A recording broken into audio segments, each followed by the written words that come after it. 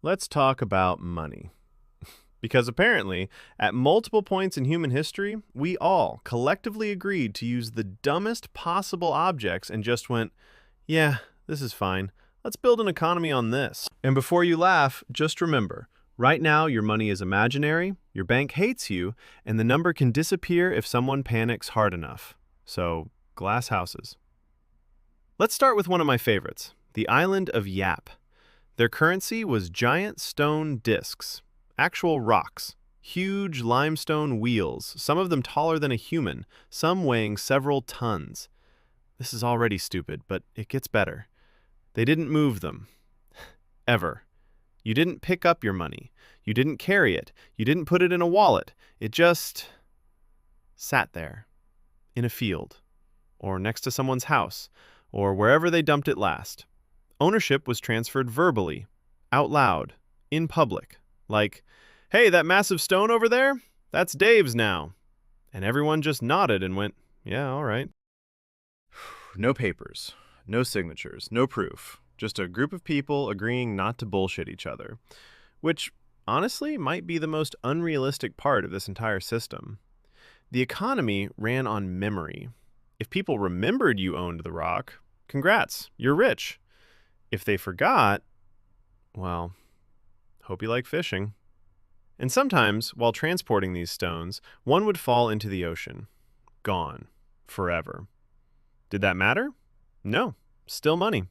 The rock is at the bottom of the sea. No one can see it. No one can touch it.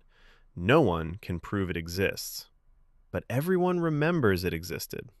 So it still counts. That's not money. That's religion with accounting. All right, new object. Cowrie shells. Little seashells. Shiny, cute, pocket-sized. Used as money across Africa, Asia, and China for centuries. And honestly, pretty solid choice. Until Europeans showed up with boats and went, hey guys, great news! We found infinite money on the beach! They brought in shells by the shipload. Not like a lot, like ruin everything a lot.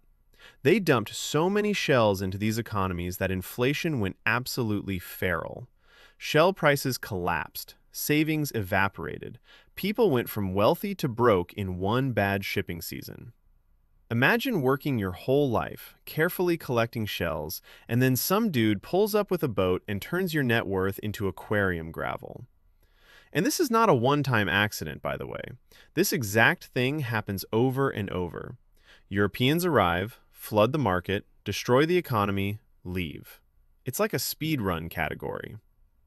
All right, new one. Salt. Yes, salt. For a long time, salt was money. You got paid in salt. That's where the word salary comes from, which means at some point in history, a guy worked all month, got handed a sack of seasoning, and went, hell yeah, I can afford soup forever. To be fair, salt made sense. Everyone needs it. It preserves food. It doesn't rot. If you control salt, you control survival, which is terrifying, but efficient. Still, it's very funny to imagine a Roman soldier checking his pay and thinking, great, I can afford meat, as long as I'm okay with it tasting like sadness. All right, new continent, North America, 17th century. The economy runs on beaver pelts. Dead beavers. Everything is priced in beavers. You want supplies? Beavers. Weapons?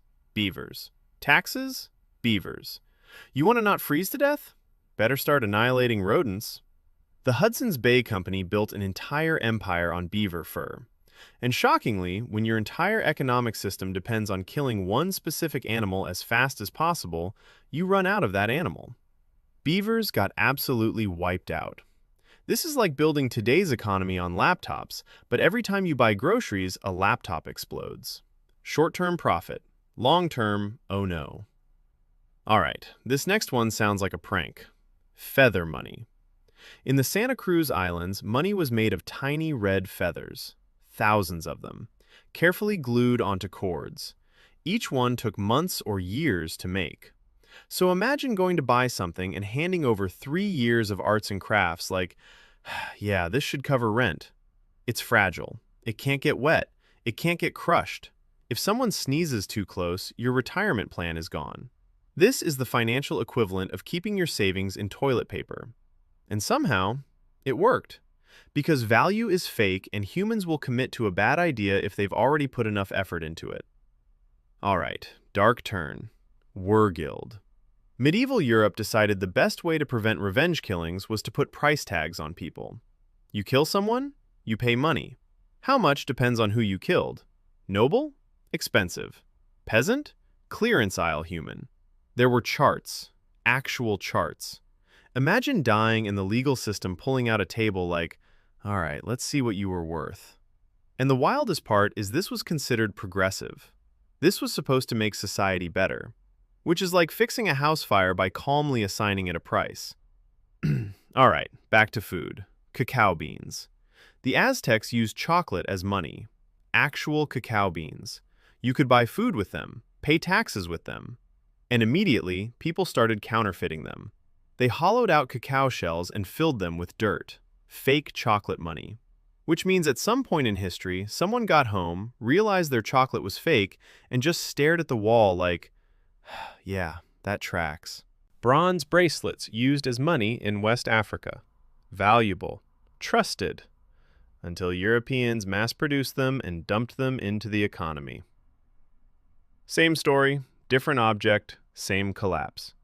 At this point, it's not even economics. It's a recurring bug that never got patched. So what's the takeaway? Money has never made sense. It's always been a shared hallucination. Sometimes it's rocks, sometimes it's dead animals, and now it's numbers on a screen that panic when vibes are bad. So the next time someone tells you money is serious, rational, and logical, just remember that at one point in history, a guy owned a rock at the bottom of the ocean, and everyone agreed that made him rich. And honestly, I'd actually trade my Bitcoin for dead beavers.